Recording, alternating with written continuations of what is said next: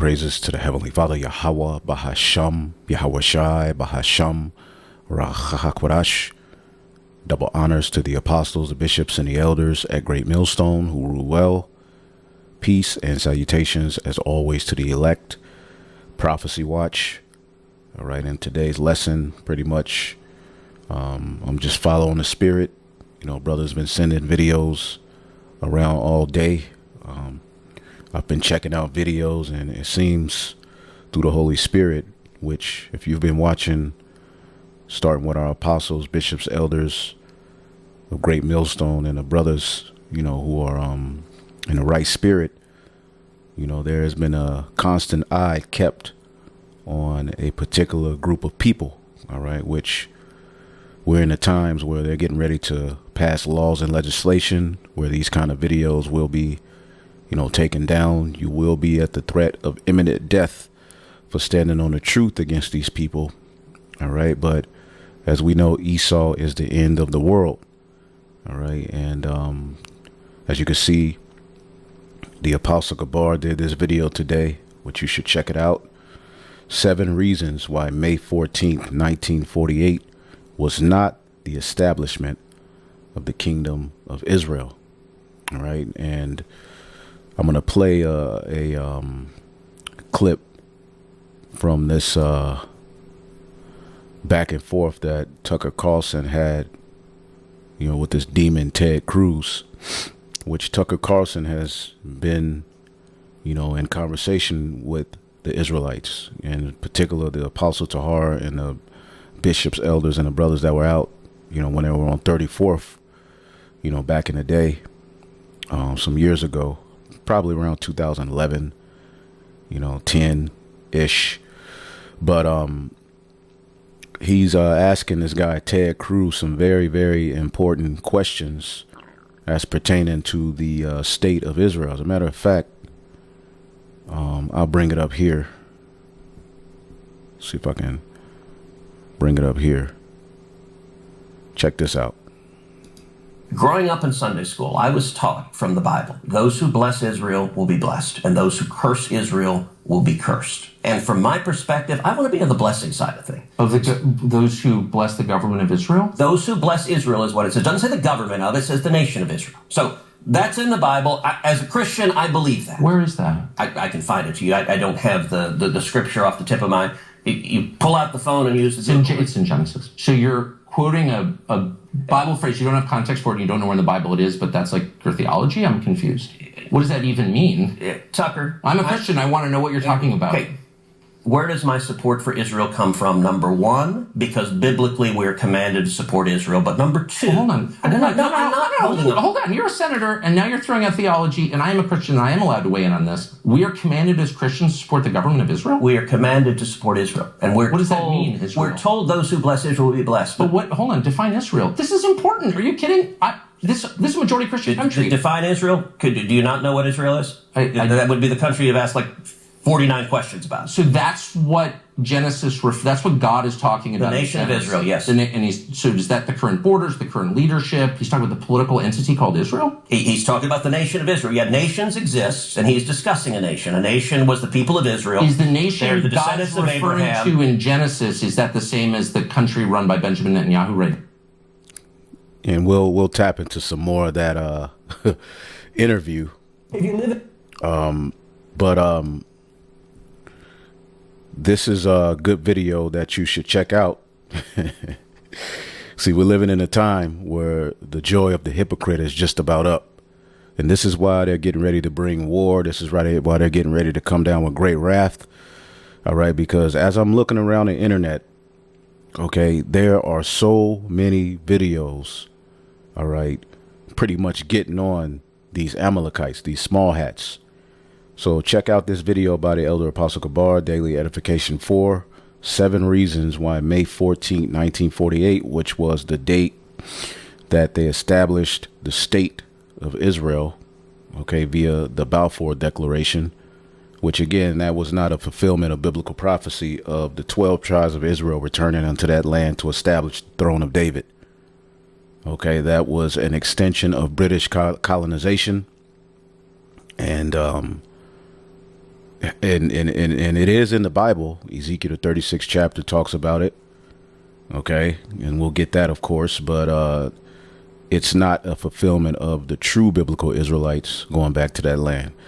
However, the scripture said Jerusalem will be trodden down of actual Gentiles until the time of the Gentiles be ended. Okay, and the time of the Gentiles being ended, okay, is ended via Esau's world. Esau is the end of the world. Okay, so check out this video. Very good video. Another video. The elder Arianaza, all right, Arianasai. As you can see here, GMS Rome, Lions on Fire. Okay, Netan, all right, Yehus, all right. Thirst for blood goes deep.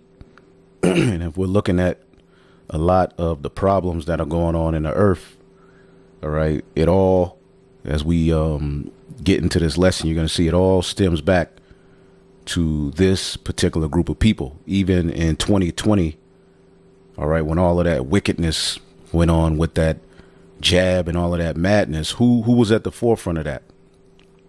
Okay, this is a picture that was floating around. I saw the elder Malcolm will bring it out. All right, GMS Maccabean Spirit, he has a few pages, but as you can see, every single aspect of the Ovid agenda is Jewish. Okay, and you can see the CDC director, the CDC deputy, all of these people, all right, are Jewish. Okay, you can just look it up. Okay, so there's a common denominator, all right, that are being found out to be at the forefront of all of the evil. Now we know ultimately there are different tribes within the nation of Esau, Edom, all right, but the tribe that would be at the head in the latter days prophetically, let's get it in the book of Numbers, all right, Numbers chapter 24 and 20, which this particular heathen priest got a vision, and he saw Israel ruling in end time prophecy and what they would do. Okay, it talked about Numbers 24:19, out of Jacob shall come he that have dominion, and shall destroy him that remaineth in the city. Okay, and ultimately that star is speaking of Yahushai. Okay, when Yahushua returns, who is he coming back to destroy? Who is he coming back to take down? Okay, primarily the biblical Edomites, but at the forefront of Esau's reign, as we're going to show you here, Numbers 24 and 20. And when he had looked upon Amalek, he took up this parable and said, Amalek was the first of the nations, but his latter end shall be that he perish forever. And we look up this word first. We know that the Edomites, the Amalekites, all right, were the first to attack us as we were exiting Egypt, you know, to get to the promised land. Okay, they attacked the elderly and the young that were behind the leaders. Okay, and pretty much, as we're going to show you, the Lord said to never forget that. They're going to pay for that.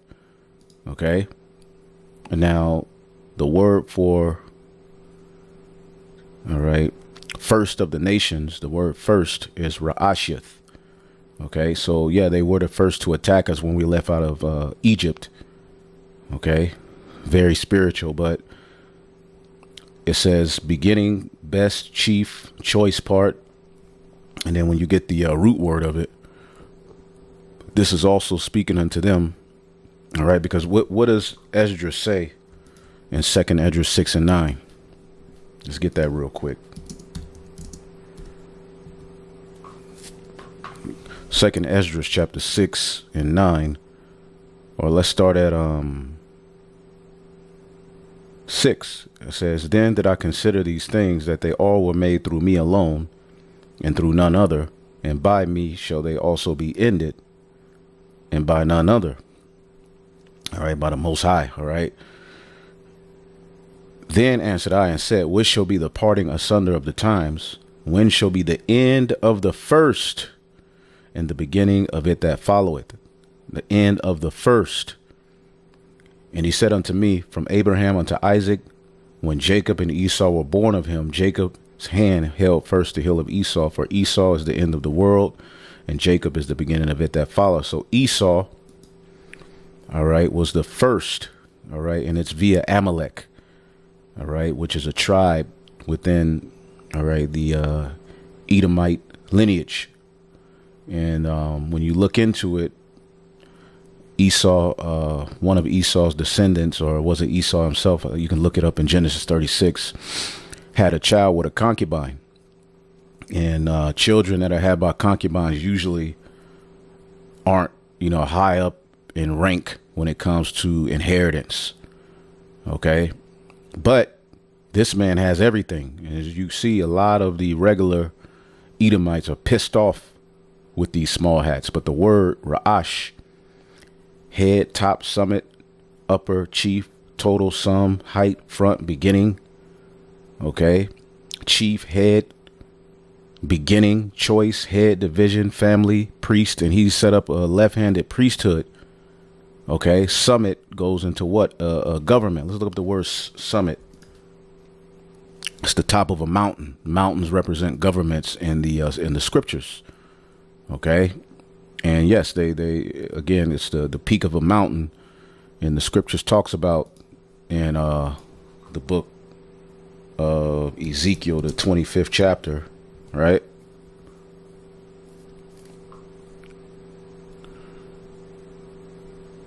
Or Ezekiel 35, Salakia. Ezekiel 35.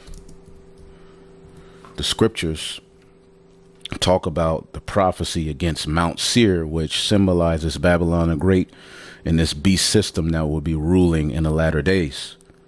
Okay. Ezekiel 35:5, because thou hast had a perpetual hatred and shed the blood of the children of Israel by the force of the sword in the time of their calamity, and in the time their iniquity had an end. Therefore, as I live, saith the Lord, I will prepare thee unto blood, and blood shall pursue thee. Since thou hast not hated blood, even blood shall pursue thee. And again, going to the elder Arya Nazar's video. All right. He's going into this guy's bloodthirst. Okay. Because what's happening here in these latter days is a fulfillment of prophecy. Jeremiah 49:10. But I have made Esau bare. I have uncovered his secret places. He shall not be able to hide himself. His seed is spoiled in his brethren and his neighbors, and he is not. Okay, so the beginning of us getting this word, all right, was the starting point of the end of Esau's world. Now he's no longer able to hide himself. Okay, now the very people who you were never to speak against are being spoken against. As a matter of fact, let's play this real quick. If you live in America, who can't you criticize? Who can't you criticize in America? An easy way to know if you are controlled. Is there somebody or something that you're not allowed to criticize? If you lived in Nazi Germany, you couldn't criticize the Nazi Party. If you lived in the Soviet Union, you couldn't criticize the Communist Party of Russia. If you live in China right now, you can't criticize the Chinese Communist Party. If you live in North Korea, you can't criticize Kim Jong-un. If you live in America, who can't you criticize? You can criticize everybody else. You can criticize even regular Edomites. There's all kind of so-called white jokes, right? You can criticize, niggas. Niggas can get on the microphone and rap about, raiding somebody's grandma house, tying up grandma, beating grandma ass. The ops, I'm thugging, right? People can mock, Tyrone, Keisha, right? But there's a particular people who, if you talk about them, okay, that's sacrilege in the eyes of these people. The destruction of something holy. All right. Who can't you criticize in America?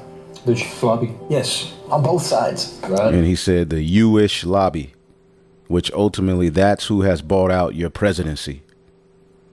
Okay, that's who ultimately, in the grand scheme of things, would have dominion, because remember, Esau and Jacob were promised the fatness of the earth.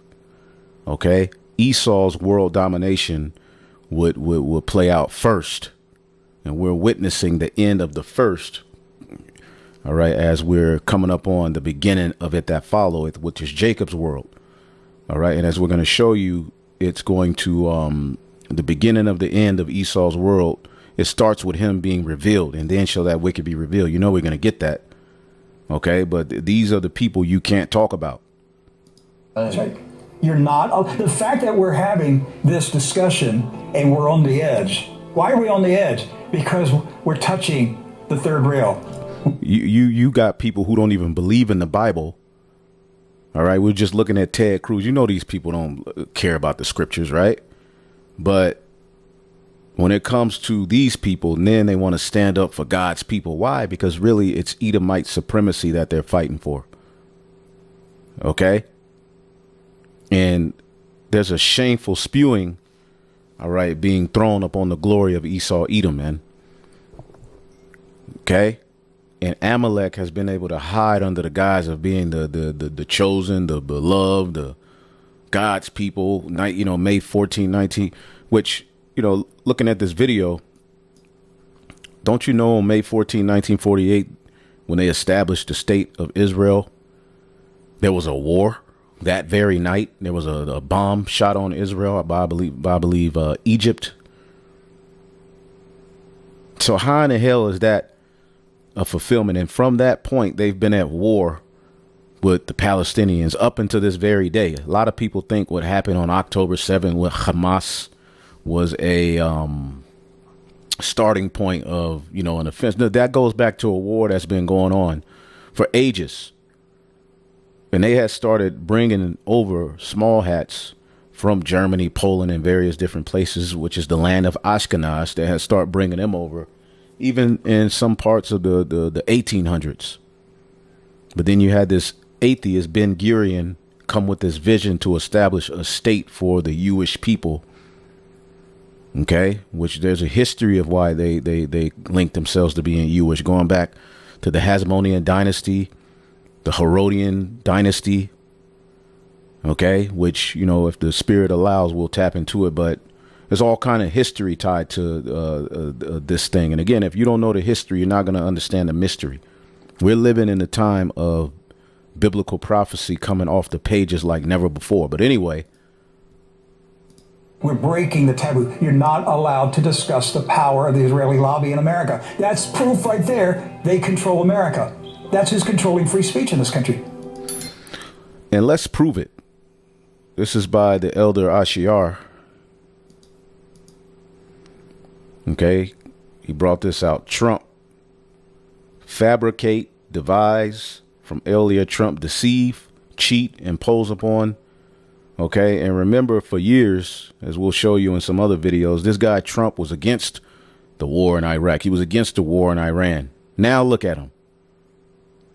Again, your presidency, this America corporation is pretty much bought and paid for and controlled by the elites, which when you go into the bankers and all of these various different people, the red shield people, you know, which are the Rothschild, they are Amalekites. OK. And now is not the time to get scared. Now is the time to walk in the fire, praising the Lord, man. We ain't did nothing to these people. Look at what they're doing. This world is going to make you feel ashamed for the gospel. All right. Which you got some stupid camps out there doing stupid things. But even in that, nothing is more destructive to the world and life itself than these Edomites, in particular, these Amalekites, because they are at the forefront and they control. All right. Just like we showed you this. They control it all, man. Right. And what are they here to do? 2 Thessalonians 2:9, which we'll go get back to this, but let me bring this scripture out. This man, in the NLT, this man will come to do the work of Satan with counterfeit power, signs, and miracles, man. See? And the Lord has blessed these people on the left-hand side through Satan. But check this out. Donald Trump converted to Judaism 2 years ago, according to White House official. There it is. That's his blog. He said, President Donald Trump converted to Judaism 2 years ago and joined Chabad Lubavitch Synagogue in New York City, according to a high-level White House official. Mr. Goldberg says the story has allegedly been held by CNN's editors for months, but is due to be released within the next few days. David Elias Goldberg, a fellow at the Jewish Center of Anti-Semitic Study, has also interviewed the White House source. According to the source, Trump was pushed by his daughter Ivanka and son-in-law Jared Kushner to join the faith. At first, Trump resisted, stating it would threaten his base of evangelical Christian voters. However, he had a change of heart and officially converted in early 2017. The ceremony was held in private and closely guarded for nearly 2 years. It appears the White House is prepared to slowly release this information, and by summer, it is expected Trump will fully address his new faith in an evening televised news conference. He is clearly the most pro-Israel president in the history of America. Yep, and a lot of these Trumpsters, were under the impression that he was going to get in there and, go against the deep state. And even as I'm doing this video, I'm catching hell. The program is, starting over, but we're going to get it done through the Spirit, Lord willing, man. May Yahweh Shemel Shai be with us, man, because the prince of the power of the air, they're mad, they're hurt.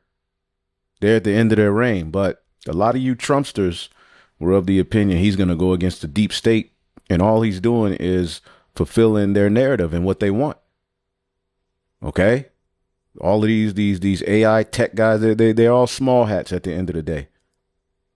Okay? This is that left-handed priesthood that has hijacked, the world, man, heaping everything unto themselves. And they have a very, very demonic plan. See? He's given Israel every single thing that they wanted, and he's about to give them war with Iran. Okay. Which, going into that, there was a point where he was against that. Okay, as a matter of fact, I'll bring it up here. For taking a look at him, he had been extremely vocal in the past for years, by the way, before he even ran for president, about the disaster of our foreign policy in the Middle East. He specifically called out Barack Obama back in 2011 for what he deemed to be an unnecessarily looming conflict with, well, you guessed it, Iran. Take a listen. Our president will start a war with Iran because he has absolutely no ability to negotiate. He's weak and he's ineffective. So the only way he figured. And when it comes to that thing with Iran, Israel's been saying that about Iran since the 80s, man, that they got weapons of mass destruction. They've been playing this card, and Iran is openly said, look, hey, if you got missiles, we can work on our missiles. We don't plan on striking. Okay. But Israel, what did they do? All right. And whose weapons are they using? Babylon's. Who's backing it? Babylon. And again, the least of the flock will draw Babylon into World War III. This is what's being set up here in these last days, man. Everything that we've been saying through the Holy Spirit is playing out right before your very eyes, man. But again, this guy's a turncoat. People thought he was going to come in and make America great again. No more war. The eggs was going to go back down to 25 cents. Your eggs are higher and your ass getting ready to be drawn into war. Nothing's changed for you everyday citizens. No matter who's elected, war continues and the working class continues to be shitted on, man. Is that he's going to get reelected, and as sure as you're sitting there, is to start a war with Iran. Okay, and he kept up that 4 years later, that same rhetoric during the 2015 Republican presidential election debate. The war in Iraq was a big, fat mistake, all right? Obviously, it was a mistake. So George Bush made a mistake. We can make mistakes, but that one was a beauty. We should have never been in Iraq. We have destabilized the Middle East. But I want to tell you, they lied. Okay. They said there were weapons of mass destruction. There were none, and they knew there were none. There were no weapons of mass destruction. And I'm not kidding when I say that this was 8 weeks ago, you guys. Take a listen. The IC continues to assess that Iran is not building a nuclear weapon, and Supreme Leader Khamenei has not authorized the nuclear weapons program that he suspended in 2003. The IC continues to monitor closely if Tehran decides to reauthorize its nuclear weapons program. And Trump has this to say about Tulsi Gabbard, who is his director of national intelligence. You can just dismiss what she says, according to Trump. Take a listen. You've always said that you don't believe Iran should be able to have a nuclear weapon, but how close do you personally think that they were to getting one? Because Tulsi Gabbard testified in March that the intelligence community said Iran wasn't building a nuclear weapon. I don't care what she said. I think they were very close to having. What is that, guys? You don't care what your director of national intelligence is telling you? You don't care? Because Bibi Netanyahu, called you up and said, yeah, we need a pretext for war. Like we always need a pretext where we're constantly bombing and killing people all the time. We're committing a Holocaust in Gaza. So you can keep listening. You can look these things up. But, oh, man. And prophetically, this situation with Israel drawing Babylon into war, all right, it's just the beginning of what's going to lead to World War III, because eventually Russia's going to get involved. China's going to get involved. Okay, Turkey is going to leave NATO and side with Russia. These are the things that are getting ready to happen. Okay, and this is another video you can check out. GMS Vegas sit downs 144K. All right, the Lord is making Trump join the war for prophecy's sake. A National Security Council won't stop it. All right, he's going to do the bidding of those small hats. Okay, as a matter of fact, let's listen to a few of these videos that I have queued up. And then we'll get back into the video of Trump, being a U-ish president. Deep, dark son of a, sorry to tell you. Why did the U.S. invade Iraq in 2003? Where did that war come from? You know what? It's quite surprising. That war came from Netanyahu, actually. If you take out Saddam, I guarantee you that it will have enormous positive reverberations on the region. Netanyahu had, from 1995 onward, the theory that the only way we're going to get rid of Hamas and Hezbollah is by toppling Iraq, Syria, and Iran. And the guy's nothing if not obsessive. And he's still trying to get us to fight Iran this day, this week. He's a deep, dark son of a, sorry to tell you, because he's gotten us into endless wars. And because of the power of all of this in the U.S. politics, he's gotten his way. There you go. Okay. So who again, what does the scripture say? All right, you got this weirdo Deacon Hakah again trying to change the breakdown, talking about this is talking about Nebuchadnezzar.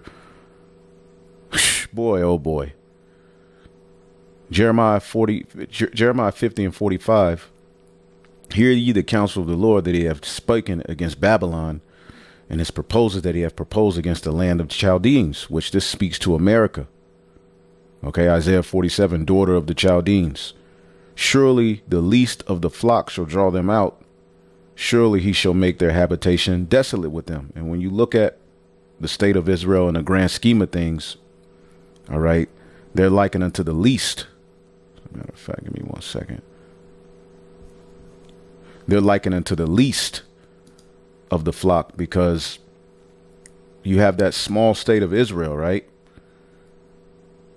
But also in the succession of things, all right, the British established them kind of last. So really, they're an extension of the British just as well as America. All right, because we used to always ask, how does, those small hats play? I know I did. How do the small hats play into the beast system? Well, they're nothing but an extension of the British as well. They're just Edomites that were given reign over the region of Jerusalem by the powers that be. And when you look at the Herodian dynasty, they were given, all right, jurisdiction over the Roman Empire. Okay. By who? They were given jurisdiction over Judea or Jerusalem. All right. That's why Herod called himself the king of the Jews.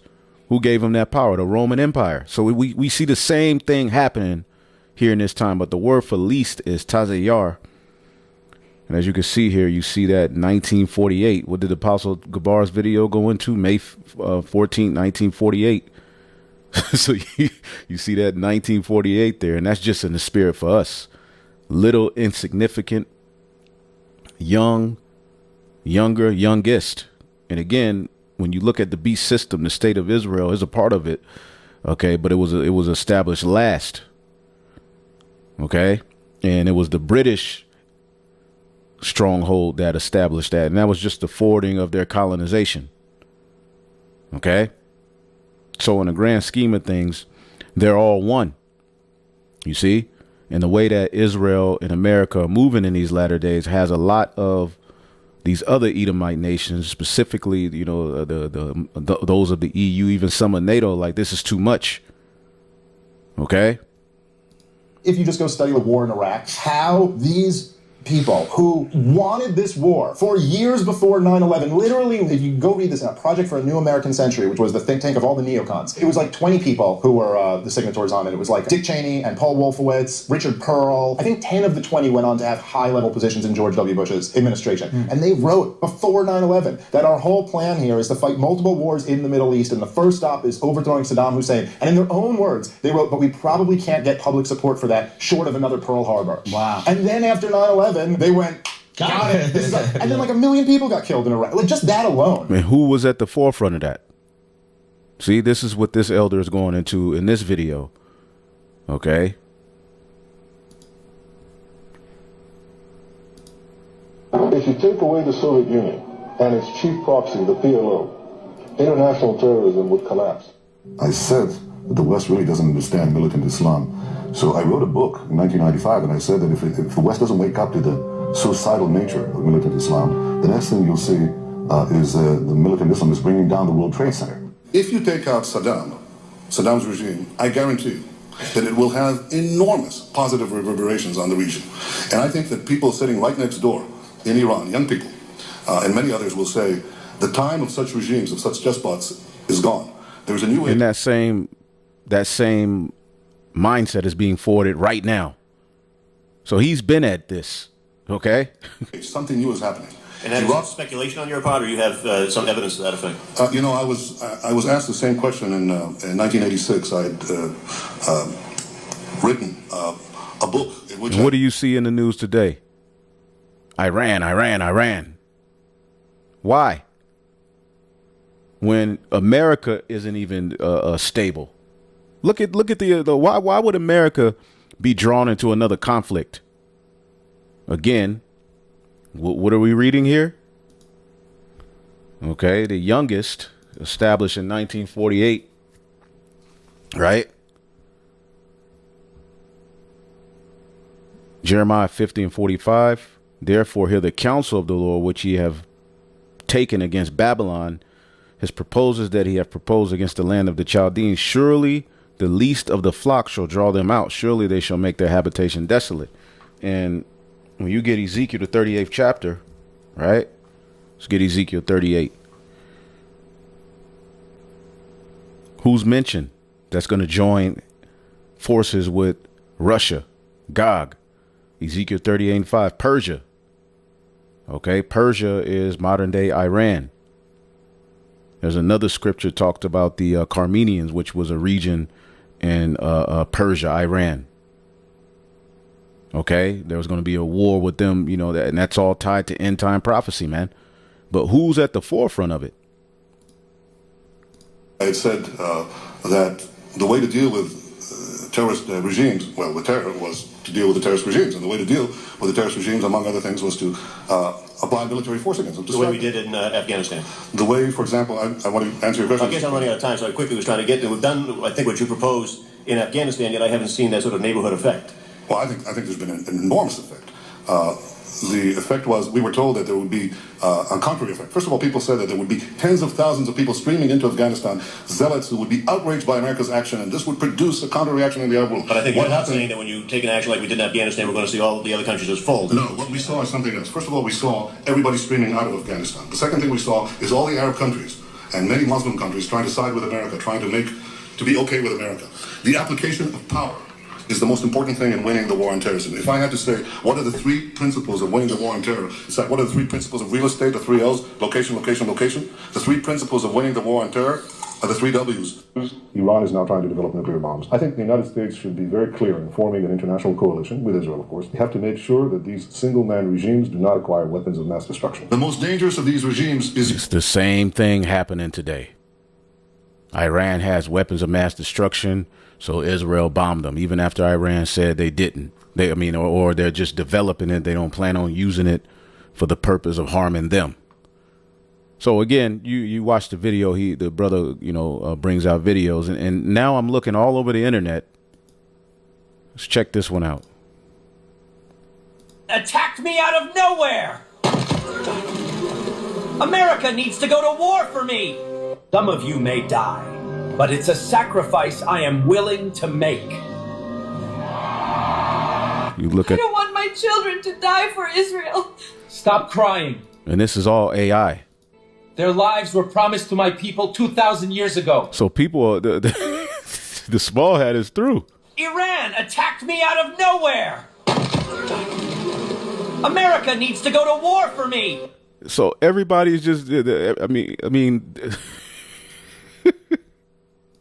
could produce a nuclear weapon in a very short time. It could be a year. It could be within a few months.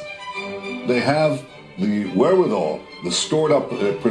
He said, Iran weeks away from having nuclear weapons since 1995. Knowledge to make a bomb very quickly if they wanted to do it. Iran is so dangerous. Weeks away from having the fissile material for an entire... In Iran, in the grand scheme of things, Iran be bitching up when it comes to what Israel does.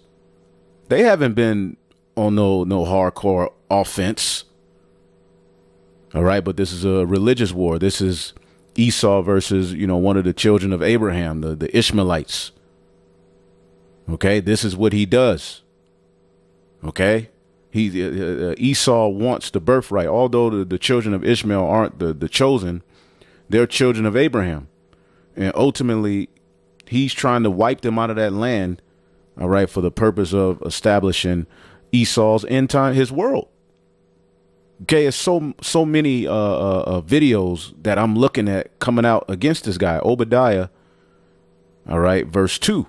Behold, I have made thee small among the heathen, thou art greatly despised, man. And when you're looking at end time prophecy, that's fixated towards Amalek and the American Babylon Esau. Okay, and him in that beast system, man. But really, those two. Okay, when you look at how prophecy is being fulfilled, it's the American Edomite and that small hat. They've become small among the heathen and becoming greatly despised. The pride of thine heart have deceived thee, thou that dwellest in the cleft of the rock, whose habitation is high, that saith, who shall bring me down to the ground? Okay? Though thou exalt thyself as the eagle, see? And set thy nest among the stars. And nest is a military term as well. All right. And what are they doing? The Starlink. Okay. The U.S. 6th branch of the U.S. military, the Space Force, the Golden Dome. Okay. This man is ultimately trying to weaponize, all right, the heavens, because he's getting ready to wage war, not only on the people on earth, but he's getting ready to try to fight against the second coming of who the world ignorantly calls Jesus Christ. And everywhere you look, okay, people are bringing it out on these people, man. Okay? It's our money. It's our money. If Israel wants to carry out war crimes, they shouldn't do it with our money. You can't, on one hand, demand that American taxpayers, who are desperate for a better life here in America, they need to hand over billions of dollars to the Israeli government and the IDF, and we need to shut the F up about any of our critique. Apac is evil. APAC is evil, evil. My fellow Americans, are you okay with that? Are you okay with a lobbying group representing the best interests of a foreign government telling you need to bust your ass every day, work a job that you likely hate? Well, your president's now you-ish. Quote, And have a portion of your earnings taken from you by our federal government and funneled to the Israeli government so they can commit atrocities in the Gaza Strip. Are you okay with that? Because I'm not okay with that. And nothing gets under my skin more, okay, than hearing these pieces of crap. They feel entitled to our money. Entitled. That gets under my skin more than you guys. So there you can have it. And there's other videos I got. I mean, there's just so many. This elder also has this video. a violent record of Amalek they don't want you to know. Okay. Job 20 and 27, the heaven shall reveal his iniquity and the earth shall rise up against him. This is where we are. Okay, this man is being revealed. Okay, what is the book of Second Esdras? It may be in this chapter. Yep, Second Esdras 6 and 18. And it said, behold, the days come that I will begin to draw nigh and to visit them that dwell on the earth, and I will begin to make inquisition of them, what they be that have done that have unjustly hurt with their unrighteousness, and when the affliction of Sion shall be fulfilled.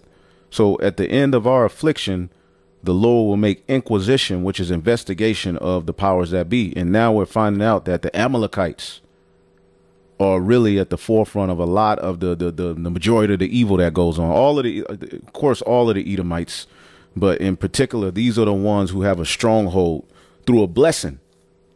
Okay, through a blessing given unto them by Isaac.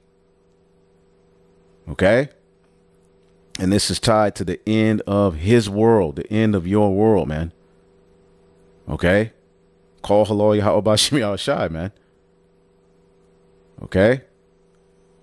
So the end of Esau's world is marked by an inquisition, which is an intense investigation, cross-examination. And now there's an eye turned towards this guy. And they can't handle it. So what are they getting ready to do? They're getting ready to wage war. I mean, you watch this video. I mean, it's just atrocity after atrocity after atrocity. And you should be acquainted with these things. You should know. Okay? Because you got everybody wants to save this guy. And really, it's other Edomites and heathen that are really waking up to this madness. Jake is still asleep. Jake is scared to talk about the small hat. Jake will do a video on what they call the black Hebrew Israelites in a minute. But when it comes to these people using the Bible to justify slaughtering others in a holy war, then that's cool. This is why the 2/3 of you so-called Negroes, Latinos, and Native Americans are getting ready to be destroyed. And look what's going on in Iran right now. This is Dabu 7. We have the hacker group Predatory Sparrow claiming responsibility for a major cyber attack that has hit Iran's bank SEPA. And of course, there's going to be a group to come out and say, we did it, but we know who's behind it. Iran's biggest bank just got wiped out in big cyber attack, leaving no ATMs, cash, Bitcoin. Who do you think's doing this? Again, and then shall that wicked be revealed. Okay? Whom the Lord shall destroy with the power of his mouth, man. This is what we're witnessing happen throughout the four corners of the earth, man. Okay, everybody's turning on it. Even this guy, Piers Morgan. Piers Morgan is now jumping ship when it comes to Israel. This is happening. Piers Morgan turns on Israel, and by turns on, he doesn't mean he put on a skirt and started dancing for Netanyahu, because that's a different kind of turn on. But here it is. Let's listen. He has. So now it's clear to everybody that Israel, Piers Morgan is one of the biggest supporters of Israel, and he's done all he can to justify him. But we're living in he can't justify him anymore. Doing and what Netanyahu's doing. And what Trump is doing by censoring people and kicking people out of the country that we want in the country, meaning people who have green cards or who have residency, who are here. Yeah, because when you look at a lot of those deportations, it's not just illegal immigrants. They're deporting people, okay, who are legal. Got green cards. They don't give a damn. And you got Jake, right, which, okay, you get out the illegals. But what about the ones that ain't illegal that they're deporting? Pursuing academia, and he's kicking them out. The brightest, the best and brightest that we welcome here, he's kicking them out. And he's telling certain people, the students, you can't come here. Certain students from other countries that come on here on programs and H-1B, nah, you can't come here. Because they crossed Israel, because they wrote an op-ed for their ideas. So again, this is the end of Israel. And this is how you know this is Rome all over again, because weren't they able to kick people out of their kingdom based on their ideologies? speaking as a dragon, man. This is the end of Israel as an apartheid state. And people are starting to realize it because the world is turning on them. There's a brain drain in Israel. Everybody's leaving there. Their economy's crashing. And now they're realizing that they're the people that they used to claim to be fighting against. And here's Piers Morgan, and he finally realized it. Here it is. Listen, you and I have talked about this war in Gaza ever since it started, this phase of the 75-year conflict. So you can watch that on the Jimmy Dore show. All right. I mean, even Piers Morgan is fed up with this guy. He's been kissing their asses for years. Okay. And I have resisted going as far as you have done. Not only has he resisted it, but he shamed anybody who told the truth about Israel, and he wanted to make you genuflect first at the altar of Benjamin Netanyahu and Zionism. No matter what you said, he would say, "But do you condemn Hamas? But never ask somebody, do you condemn Israel? Do you condemn Benjamin Netanyahu? Do you condemn Zionism?" So here he is, finally got his head out of his ass. In your criticism of the Israeli government, I resist no more. I think we've reached common ground about what we view is happening and has been happening through this period of this blockade, which frankly is just starvation of the people there, including so many innocent young women and children. And I think that the incessant bombing and killing, and we don't know how many civilians have been killed, but it is on a daily basis. It looks like hundreds of people every day, with no apparent intent, it seems to me, to have any real plan for how this ends or what happens when it ends, other than if you look at what Smotrich has been saying. So yeah. In America, your Western media is all for it.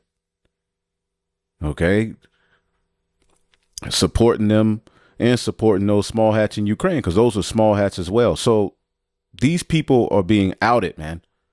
Okay. They're being greatly despised. Now let's get back to Trump. And then we'll move on. And so has he converted? So I want to show you one more article. This is, let me see if I can. This is the Times of Israel. Yeah, the Times of Israel. This was published March 22nd, 2019. This is the Times of Israel. Trump, the first Jewish president of the United States. That's not us saying that. That's Times of Israel. Times of what nation? Israel. So the people in Israel, that's an English-speaking newspaper in Israel, and that's what they read, that Donald Trump is the first Jewish president of the United States. And how did they qualify that, Rick? They gave a list of things that he did for Israel. First of all, of course, moving the embassy to Jerusalem. That's right. Moving the embassy to Jerusalem, basically making Jerusalem a capital. Okay, basically this is in a nutshell. He's saying this is the government has been restored. It's so much hypocrisy, but let's just keep listening, man. Big deal. Then recognizing Israeli sovereignty over the Golan Heights. He's the first sitting U.S. president to visit the Western Wall. They gave him credit for defeating ISIS. They gave him credit for rebuking the United Nations when the UN criticized Israel. They credit him with closing the Palestinian office in Washington, D.C. And they said these things, 1, 2, 3, 4, 5, 6, these 6 things qualify Donald Trump to be named the first Jewish president of the United States. And that's what the Times of Israel said. Yeah, that was not David Duke's newsletter. Right. It's a Jewish-owned newspaper. And imagine what's happening behind closed doors, okay? So you could check the rest of this video out, GMS, all precepts, the Elder Ashiar. The world has been trumped, and you people have been trumped, okay? But a lot of people are witnessing the hypocrisy, because what you see happening is all of the people surrounding Trump are these tech billionaires and transhumanists and AI guys, and they're setting up the MOTB system, and they're preparing for war, all right, with the Son of the Most High. As a matter of fact, let's get the book of so many. See, I think I have one here. Yeah, we'll get this. Let's go to Psalms, the 2nd chapter. In the first verse, it says, "Why do the heathen rage and the people imagine a vain thing?" And Psalms 83 gives you the heathen who are consulting together with this one consent to bring about this NWO. It talks about the Edomites, the Ishmaelites. Okay, which you see them, joining hand in hand in these latter days to bring about more AI. Moab, okay, so-called Chinese. They're big in the whole tech field. Okay, the Hagarenes, I believe those are Hamites, but let me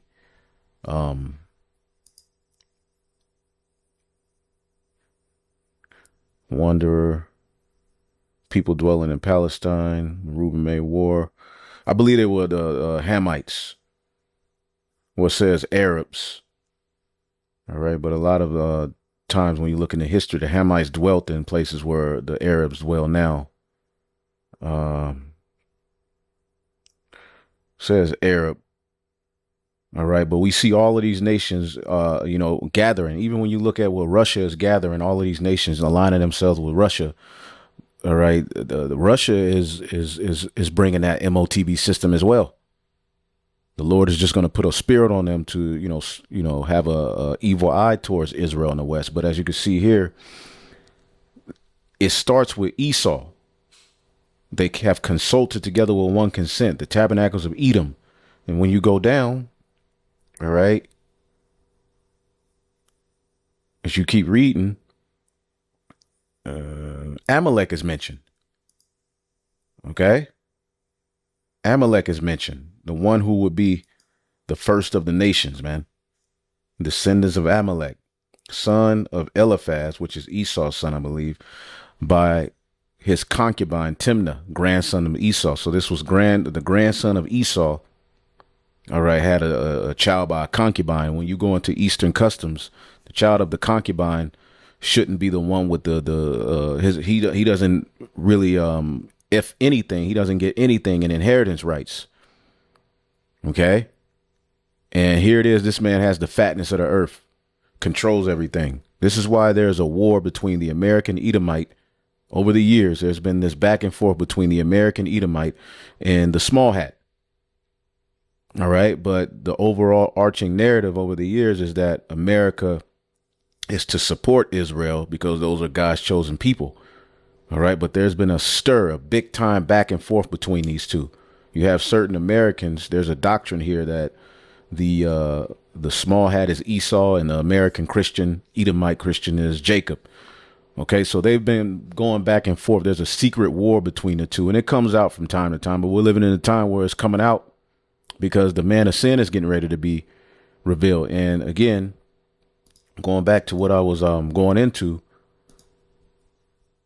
Psalms 2:2, the kings of the earth have set themselves and the rulers take counsel together against Yahweh and against his anointed. Who's his anointed? Yahweh Shai and the elect, saying, let us break their bands asunder. Let us cast away their cords from us. And when you read this in the NLT, it says, let us break their chains, they cry, and free ourselves from slavery to the Most High. And that's ultimately what they're fighting to do, to free themselves from the prophetic visions, what's written in prophecy concerning them, what's written in prophecy concerning Jacob ruling, what's written in prophecy concerning Esau, all right, being taken down, and the return of Yahweh Shai. As a matter of fact, okay, because they're lifting up the head. And let's go here to Exodus, all right, 17, because there was something commanded to Moses. All right. And they know what's written here in the book of Exodus 17 and 14. And the Lord said unto Moses, now, as a matter of fact, I'll just read it. Write this in a memorial, for a memorial in a book, and rehearse it in the ears of Joshua, for I will utterly put out the remembrance from Amalek from under heaven. And Moses built an altar and called it Yahweh Nisai. All right. And what does that mean? All right. Yahweh's banner. Okay. Yahweh Nisai, as we just, looked up the elder's name, Arya Nisai. It can mean a few things. It can mean a journey, I believe, as well. But Yahweh Nisai means what? Showing you Moses knew the name of the Lord. Okay. Yahweh is my banner. See that? My ensign. Signal. So Esau, in the particular, the Amalek, is a banner for us. Him being blotted out is a banner for us. Now you have the state of Israel right now using this very scripture and what was commanded, all right, to Saul to blot out the Amalekites, using it as a means to exterminate, all right, those Palestinians over there. But they're not getting no kickback. But a lot of people are now starting to awaken to these people because pursuant to biblical prophecy, they will become small among the heathen and greatly despised.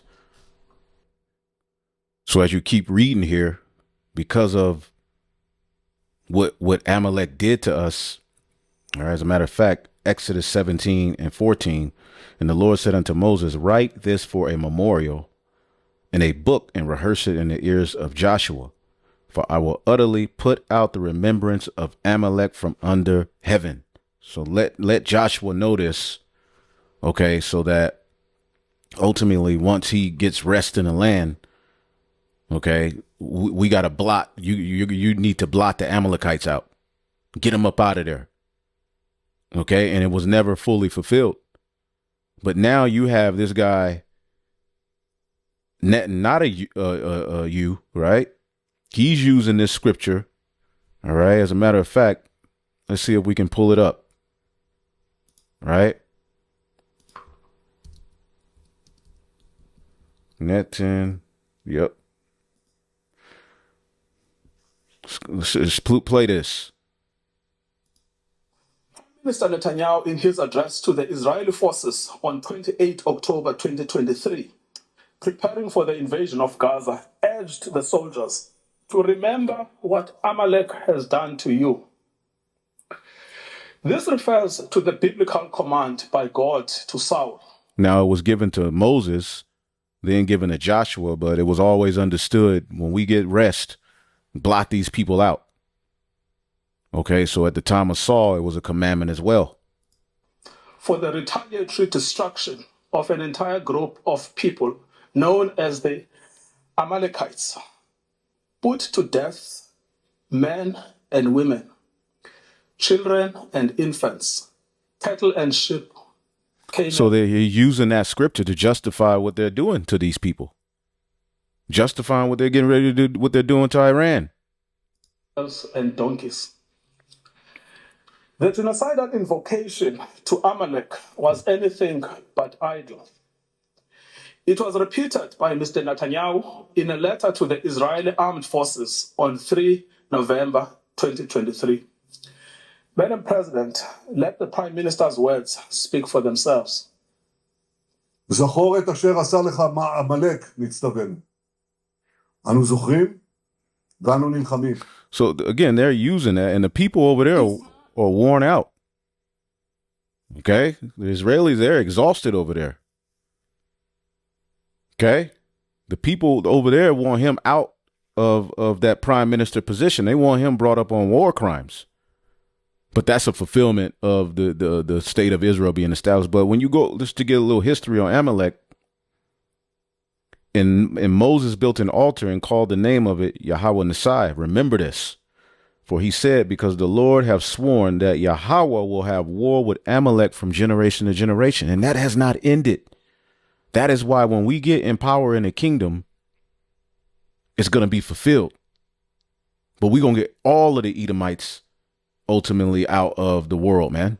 Obadiah, verse 18, and the house of Jacob shall be a fire, and the house of Joseph a flame, and the house of Esau for a stubble, and they shall kindle in them, and they shall devour them, and there shall not be any remaining of the house of Esau, for the Lord have spoken it.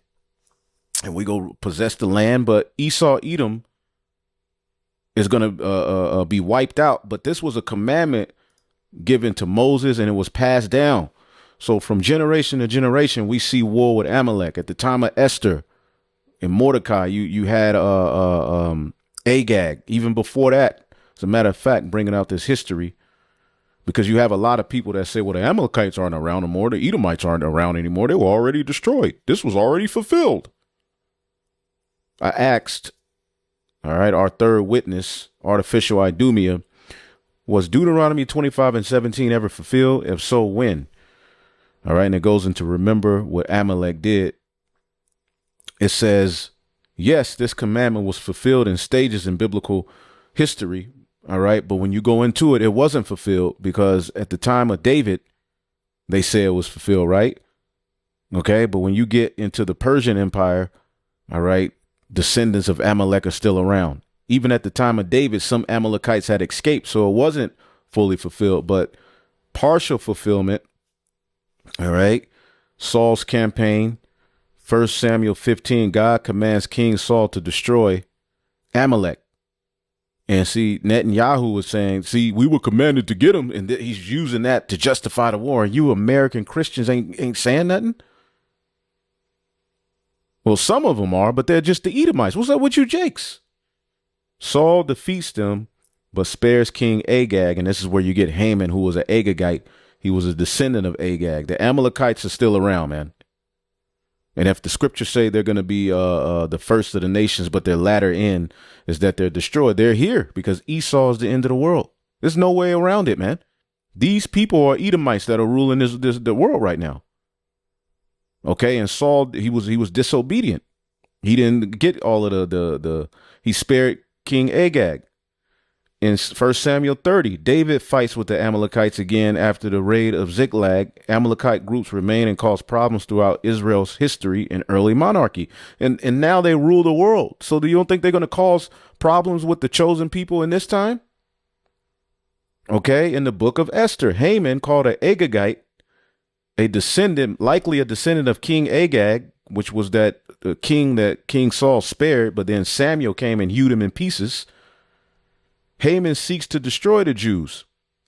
Okay, so the summary, the literal command to remember and destroy Amalek was partially fulfilled by Saul, more forcibly by David. All right, spiritually fulfilled in the book of Esther. That was a sign of what's going to happen to Esau, because as he seeked, what's his name? Haman seeked to, who was an Amalekite, seek to destroy the Jews. He got hung. His own sword came upon his head. All right. And it's going to happen in end time prophecy. Okay. According to the tradition of the Jews, the final erasing of Amalek is a messianic task. You see that? Our forefathers knew that the Lord is ultimately going to blot them out forever, meaning a full and final fulfillment. Okay. And for you people that say, well, this is another video. I'll go into this because pretty much the things that Saul was commanded to do to the Amalekites, the things that David did to the Amalekites, okay, that happened like 350 years after this commandment was given unto Moses to pass down to Joshua. Okay. Let's see here. So I asked that, we'll get into that in another lesson. The Elder Require Quam actually did a video on that like a month ago. So was Amalek ever fully destroyed, or are they still around today? This is what I asked. The Amalekites were never completely and permanently destroyed in biblical record, though several attempts were made. See, they're still here. That wasn't fulfilled. That's going to be fulfilled under the tabernacle of David. Okay. That's going to be restored and perfected. Okay. When Yahushua returns, whether they still exist today depends on whether we're speaking historically, biblically, or symbolically. Biblically, they exist. They're here. Okay. And then it goes into some, the early attacks. Amalek attacked Israel, and after Exodus 17, the Lord vowed. All right. Even in Deuteronomy 25 and 17, you got those people talking about you can't abhor Edomite, right? But then 2 chapters later, the Lord vows to blot out Amalek. So make sure you add that to your arsenal when people try to use that. Although we know that word in Deuteronomy 23 and 7 is an Edomite. It's talking about a Syrian, Aram. All right. Arawam, not Adawam. When you go into it, it was mistranslated, and they even admit it. Right. But 2 chapters later, the Lord says, blot out Amalek. Okay, Saul's campaign. God commanded Saul to utterly destroy Amalek. David campaign. David fought against the Amalekites in 1 Samuel 30, but remnants still survive. See that? So this wasn't fulfilled. Okay. And Esther. And even at the time of Yahushua, okay, when you look at the Herodian dynasty, the king of the Jews, right? Let's get Revelation 12, right? Revelation, the 12th chapter. In the 3rd verse, the red dragon, there appeared another wonder in heaven, and behold, the great red dragon having 7 heads and 10 horns, and 7 crowns upon his heads, and his tail drew the third part of heaven, and did cast him to the earth. The Jews were in slavery to the Roman Empire, the Judah, Benjamin, and Levi, the third parts of the stars of heaven. And the dragon stood before the woman, which was ready to be devoured, to devour her child. And who ultimately did that? Herod. So this is the Herod, we believe in the spirit, was an Amalekite. And that war between Amalek and the Most High continuously played out. And it's playing out right now. This man, Herod, who's known as an Idumean, let's get it. Let's get this work. We off for Juneteenth tomorrow, right? So let's just get this work in. Herod, all right. And we do various videos. If you kind of lost, why would I jump to this? You just got to pray. Herod, at the time of Yahushua, Herod tried to put Yahushua to death before he was born. He wanted him to kill him so that he couldn't fulfill the prophecy. That had to be Amalek. And they're representing the red dragon Roman Empire. Okay, in Revelation, the 12th chapter. Who's at the fore? It got to be Amalek.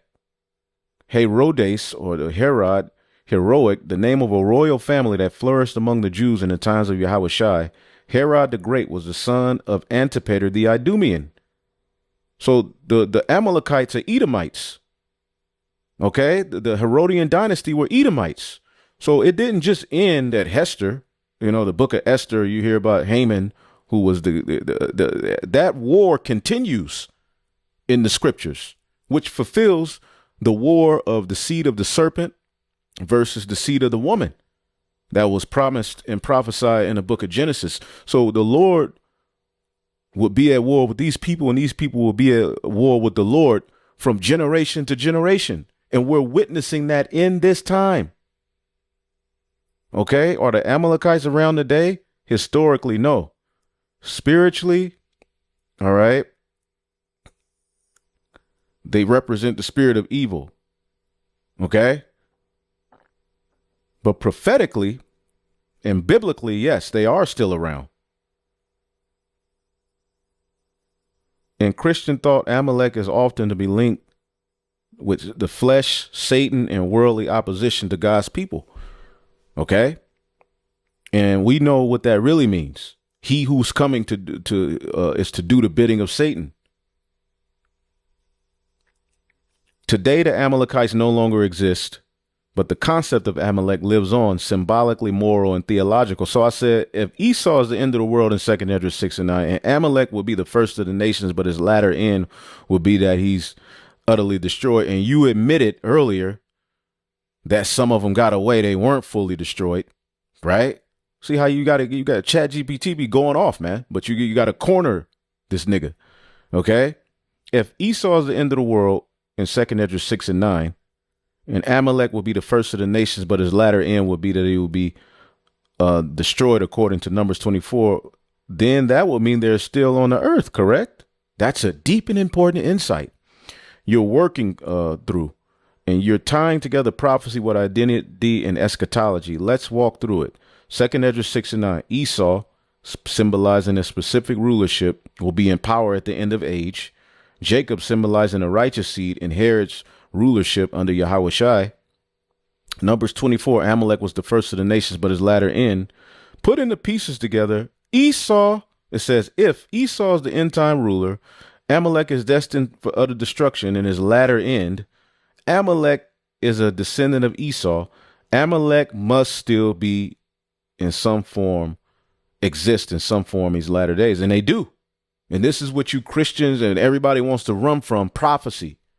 Okay. And this is why they have all of this confusion going on the earth, because they're being pinpointed first and foremost through the men of the Lord.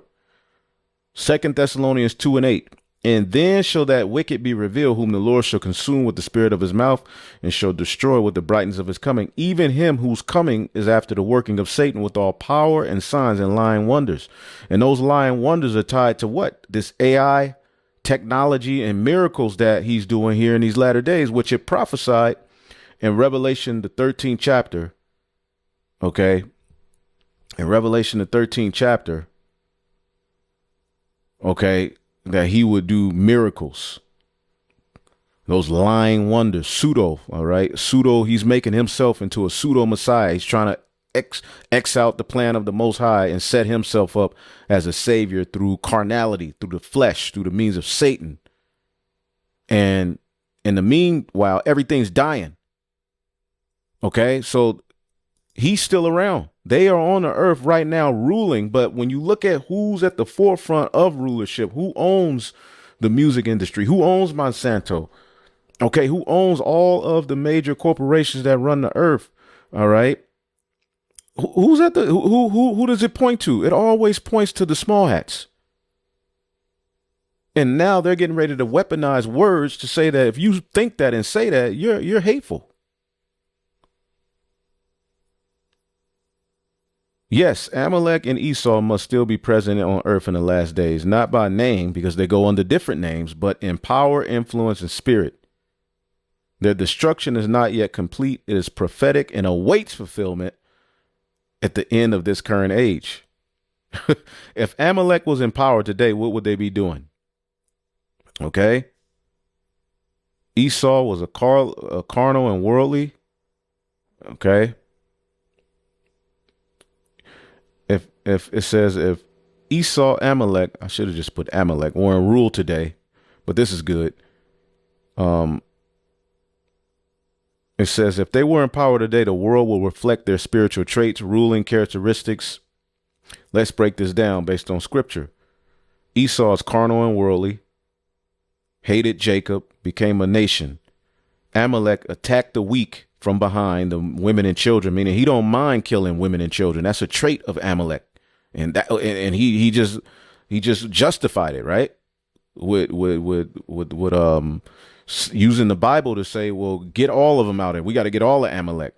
Unprovoked enemy of Israel represents spiritual hostility and deception to people who ain't really messing with him. Okay.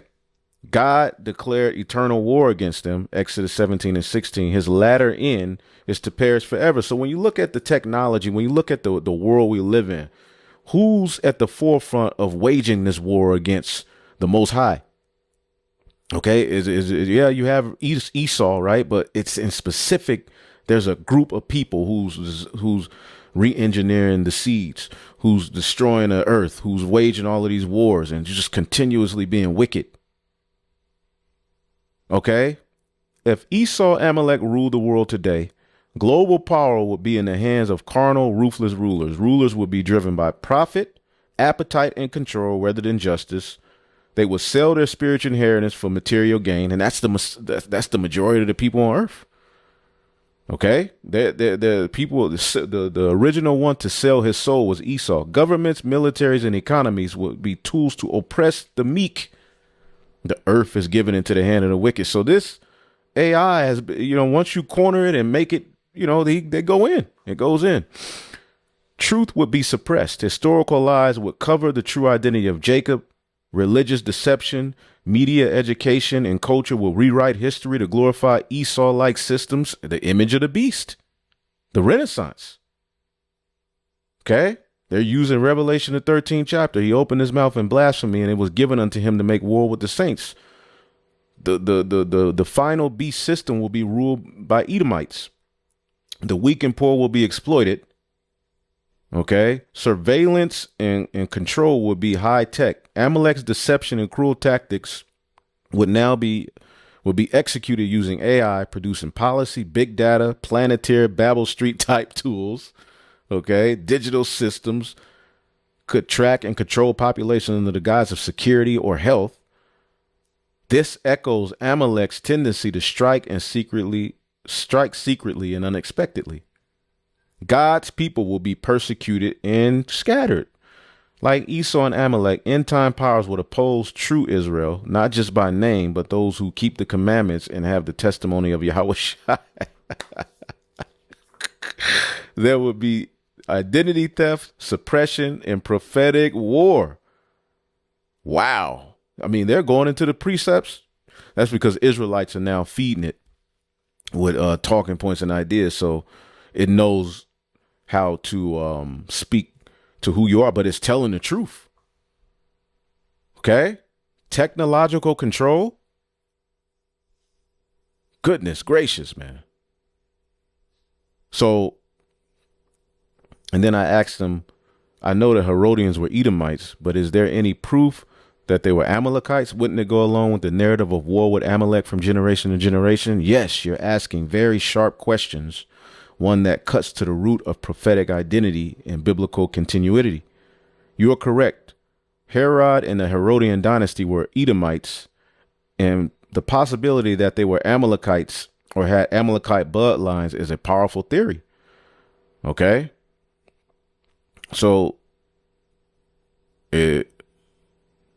what did Herod do that mirrors Amalek? He attacked the innocent and the weak by slaughtering Hebrew infants, Matthew 26:16, because he wanted to kill the Messiah. He ruled deceitfully and feared the rise of the Messiah. That's what they want, that they fear today. Herod attempted to destroy the seed of the woman. Wow. The pattern of enmity from Genesis 3:15. So they're breaking it down. He's breaking it down. Better than you Israelites. Okay? So some Jewish traditions refer to Rome and Edom as interchangeable. They had what was called Edom Rome. And you could, back in the day when we first came in, you can go on Wikipedia and they would give you a history showing Rome linked to Edom, but they took it down. Okay? In spiritual terms, Edom and by extension Amalek became symbolic of worldly power, cruelty, and opposition to God's people. So while there's no direct, history we can go to say that, well, the Herodian dynasty were Amalekites, it only makes sense. That's all I'm saying. So let's go here. All right. Because we all for Juneteenth, and I want to play a little bit of this and we'll get up out of here. Y'all know how it is. Y'all know what it is. If it's too long, just stop it and go, sleep and then watch it tomorrow. Hey, this is living waters, man. There's a spirit on us to do this. There's so much more I can be doing. There's people who I know that would love to have time and conversation and be with me right now. Many people, but I'm here, man. This is why I was born. Okay. Like Yahweh Shai said, this is the reason I came. Don't have visibility on that. The annual cost is $3 billion. This is Tucker Carlson. All right. And he's asking, how much money are we giving to Israel? Let's go back. Tucker confronts Ted Cruz on his support for regime change in Iran. Into our country, the dollars spent, the aid packages to Ukraine to pay the retirement of civil servants in a country that we've not. Yeah, this is where your tax dollars are going to pay retirements, going towards retirement funds for Ukrainians, which those are small hats too. That's a lot of people don't know that. Those are small hats over there too. Why is there this big push to give these two countries all of this money and aid? Because those are the Amalekites. All right. And they're really the least. They're not that powerful and strong. This is why they need Babylon. Okay. I mean, don't get it twisted. They got some shit, but the reason that they really got what they got and why they're so feared is because of the West, EU, NATO. These countries have historically been at the forefront of the West being able to, and Israel being able to just do what the hell they want to do.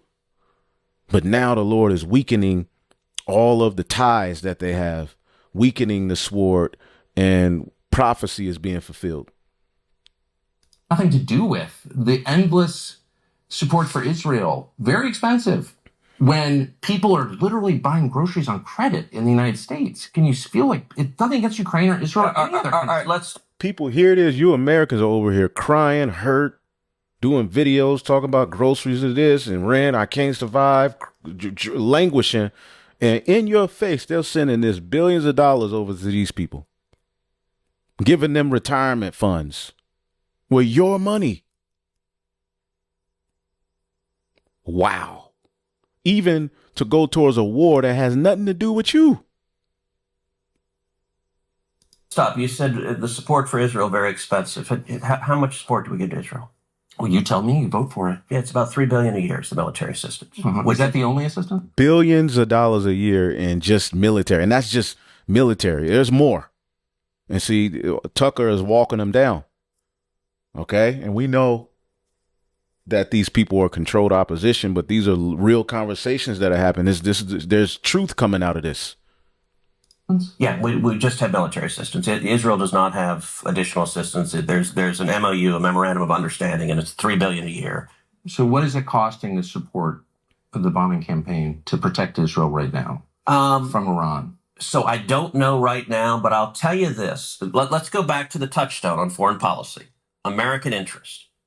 Our support, our military support for Israel is massively in America's national security. Well, what does it cost? It benefits us enormously. Well, before we can make independent judgments about whether or not that's true, and I'm certainly open to it, I think we need to know what it costs. So what's the annual cost of defending Israel? Do you know? $3 billion a year. No, that's the aid. But I mean, the cost of the weapons, for example, the cost of U.S. personnel there, the cost of moving ships to the region, which we're doing right now, the cost of moving tankers, all of that. Do we know what the cost is? So look, the last week, I don't know. And there's some lag when the administration, under the Constitution, the commander-in-chief has control of the armed forces. And so President Trump has made some decisions that we'll know the cost over time. But I don't know the last week. I don't have visibility on that. The annual cost is $3 billion. It's a 10-year memorandum of understanding. And that's the principal driver of the cost. But let me make a point. We get massive benefits from Israel. Israel shares. The Mossad is one of the best intelligence sources on the planet. The enemies of Israel, the people who hate Israel, they all hate us. It's almost a perfect overlap. And so if we try there you go. to recreate, if we're just trying to defend America, we tried to recreate the national security benefits of our alliance with Israel, it would cost, I don't know, $30 billion, $300 billion. So can you elaborate? And again, I'm going into this as someone who's always liked Israel and still does. But I also think at this point, given where we are, it's fair to ask rational questions about what the benefits are. Good. So does Mossad share all of its intelligence with us? Oh, probably not, but they share a lot. We don't share all of our intelligence with them, but we share a lot. It's a close alliance. Do they spy domestically in the United States? And this is a junior senator. A senator, the role of a senator is to represent the interest of the citizens. But what citizens who are they representing the interest of? So again, everything we've been going into, these surveillance systems that's being set up, and Trump, selling this place out to the tech billionaire, it's all tied to it's Amalek, man. They the ones with the influence, the money. They bought it out. They're the ones that ultimately are going to be at the forefront of bringing this karagma out, just like they were at the forefront of the Ovid. Okay? Look at that. Look it up if you think we lying.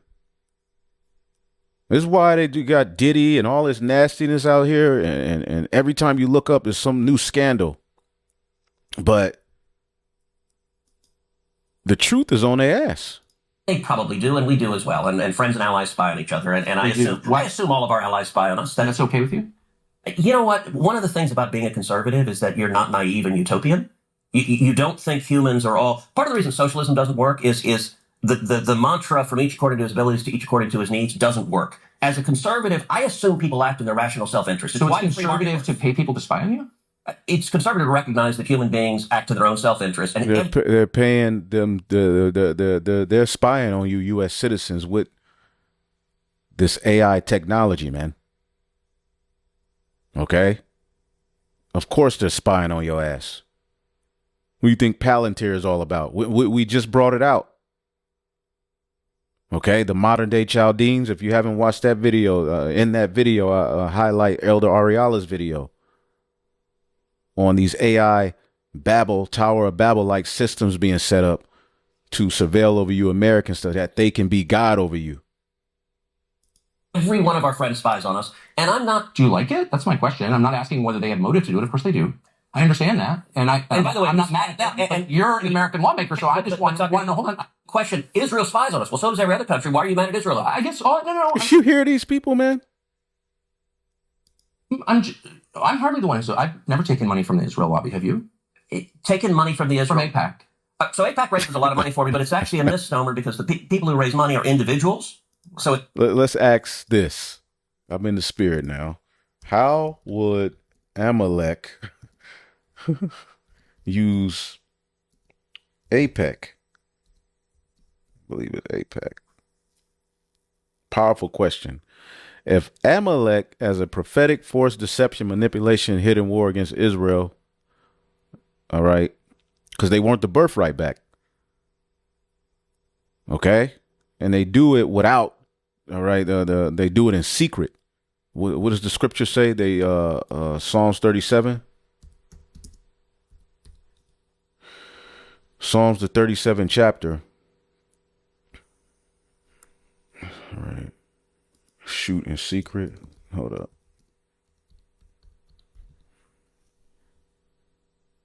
Psalm 64 and 2. Hide me from the secret counsel of the wicked and from the insurrection of the workers of iniquity, who whet their tongue like a sword and bend their bows to shoot their arrows, even bitter words, that they may shoot in secret at the perfect. Suddenly they do shoot at him and fear not. They encourage themselves in evil matter. They consume in laying snares privily. They say, who shall see them? Well, now they're being revealed. They search out iniquities. They accomplish a diligent search, even, being able to predict where crimes are going to be. You setting AI systems up to run these corporations to a T. All right. They search out iniquity, or how to trap people up. What aroma to put in the air, what to put in the food, to even make whole generations sodomites. Okay? Studying the inward of you Israelites, and making sure that all of the food readily available to you in the education is antagonistic against your soul. They accomplish a diligent search. The inward part, both the inward part. Let me start over. Shalom. Psalms 64 and 6. And they search out iniquities. They accomplish a diligent search, both the inward thought of every one of them, and the heart is deep. But the Most High shall shoot at them with an arrow, and suddenly they shall be wounded. So shall they make their own tongues to fall on themselves. All that see them shall flee away. Okay? So if APAC, what is APAC? APAC is one of the most powerful lobbying groups in the United States. It influences U.S. foreign policy. Okay. Which is all kind of crime going on with foreign policy, especially related to military aid, Middle East strategy, and political support for the modern state of Israel. It claims to support Israel, but from a biblical view, there's a difference between political Israel and the spiritual house of Israel. Wow. So once this chat picks up on your personality and what you're about, it kind of starts to speak to you as, like he know you. But this is, you got to be careful with this stuff. But the Lord has set it up so that we can extract information fast, because things are moving fast. Sometimes we don't have time to look through to find this information. Because imagine when our apostles and bishops and elders were coming up in the 80s, the 90s, when the internet wasn't the thing. You had to go to libraries to find out this type of information. Get your hands on certain information. But the Lord set up the internet for us and to expose the wicked. So how would Amalek use APAC? Amalek, all right, he would hide or suppress the true Israelites while elevating a political structure that looks like Israel but may not be the state of Israel. He turned the world's support towards a false narrative of who Jacob is. All right. Identity war. All right. Weaponized APAC, push war, bloodshed. Like Amalek, who attacked Israel's deliverance, modern Amalek would push endless conflict, especially between Israel and her enemies. He pushed military aid, false flags, and engineered crisis to keep war going, feeding the beast system.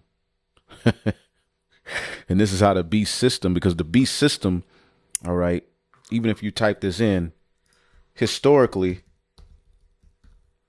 let's just ask him this. Have have the EU and NATO assisted Israel in its, let's say, war crimes, or how should I put it? War campaign over the years. Historically, has the EU and NATO assisted Israel in its war campaign over the years?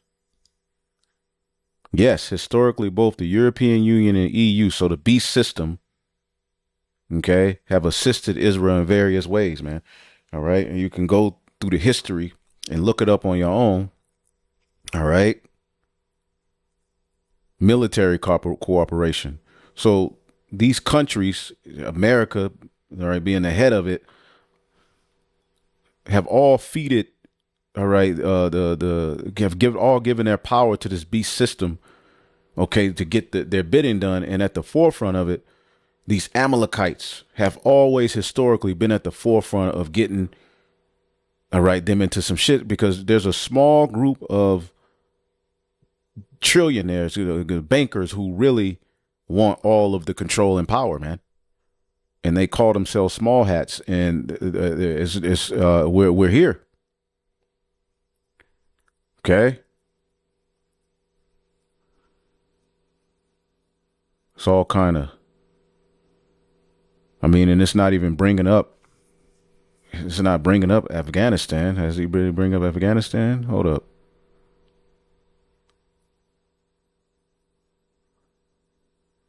Let's just ask this, because see, they be trying to be slick, but you forgot 10.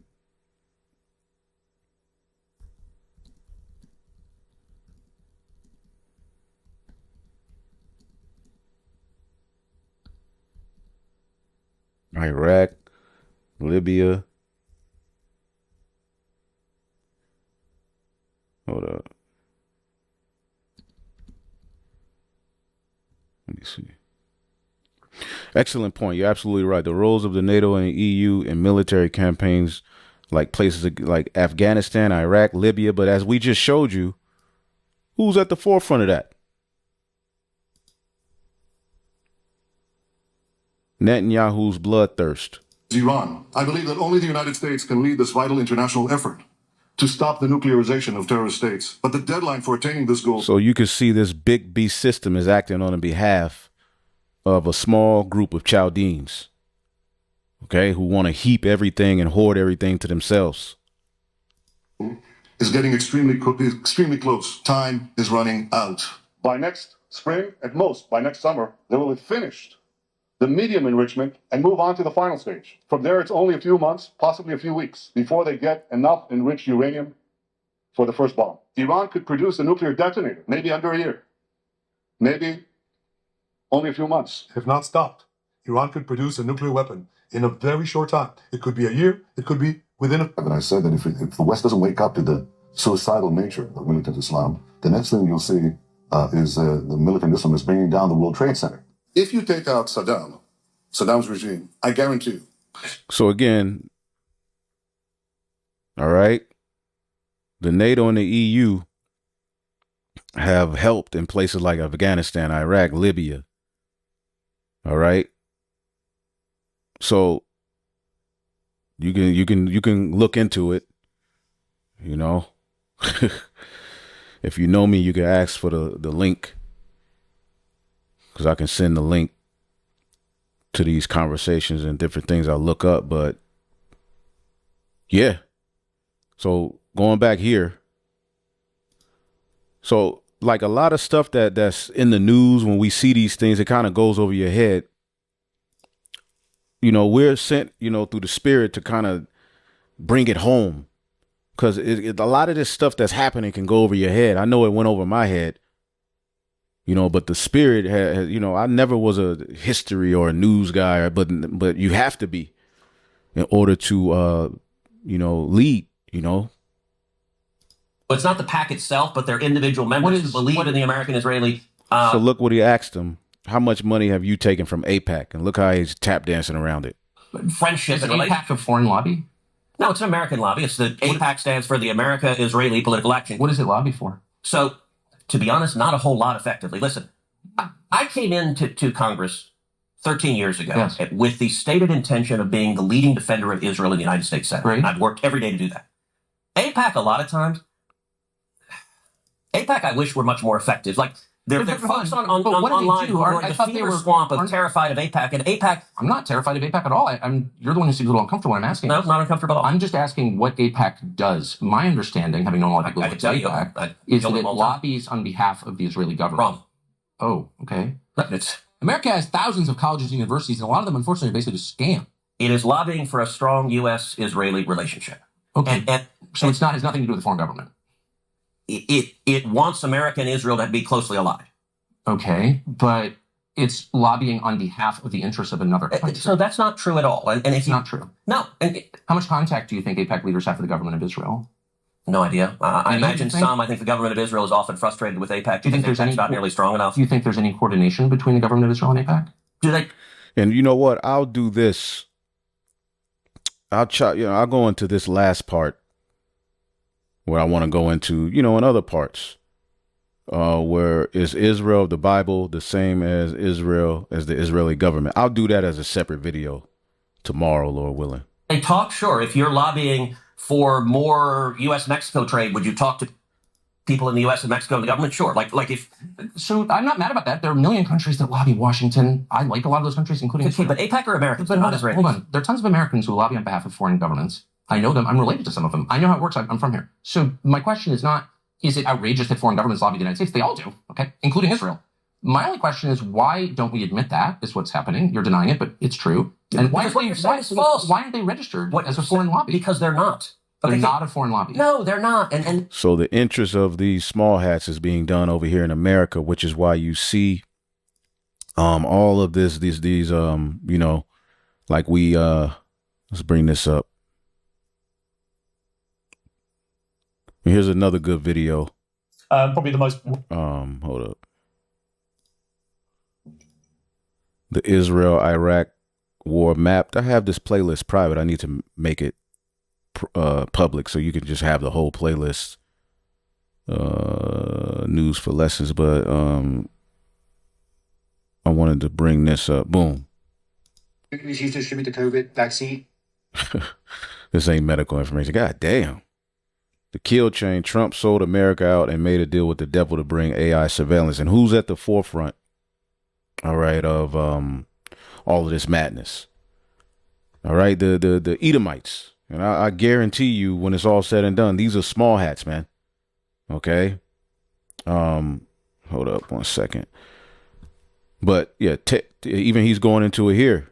Go to college. You couldn't do anything unless you took their product. Which was against, that goes against everything that I've ever thought was considered liberal. That goes against everything. That goes against what did they do after World War II? They had the I'm blanking on the name. I'm having a bad day. But anyway, let me bring back in Derek. Derek, that's a great job you did on that, by the way. It's overwhelming. And the Geneva Convention. That's what I was thinking of. That goes against the Geneva Convention. And it's overwhelming. It's almost, it's what I tell people about COVID, that they were lied to on such an mind-boggling scale that people cannot wrap their brains around it. So they just try to ignore it. And I think, unfortunately, that's what a lot of people are doing right now. No one. And he's basically talking about how technocrats, Salakia, have taken over the Trump administration. And look, this is a good video too. But real quick, let's ask AI, and we'll be done. I know it's a little long. Is the leader of Planeteer Jewish? Yes. Oh my goodness. Amalek Karp, the co-founder of Planeteer, is Jewish. Okay, he has a Jewish father and an African-American mother. So let's look up Alex Karp.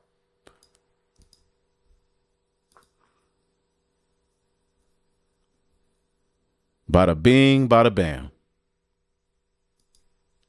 Okay. Small hat.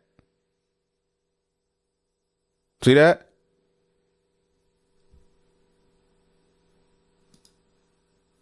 Okay, he's a small hatter, baby.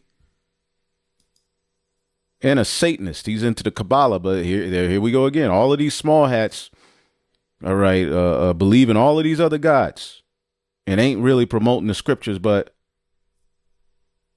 this is who's taking over, man. And we'll get into more Planeteer so you can understand why I'm leaking all of that tomorrow, Lord willing. But I'm gonna leave it there, man. You know, this is a beautiful time to be in this truth, man. Stay strong.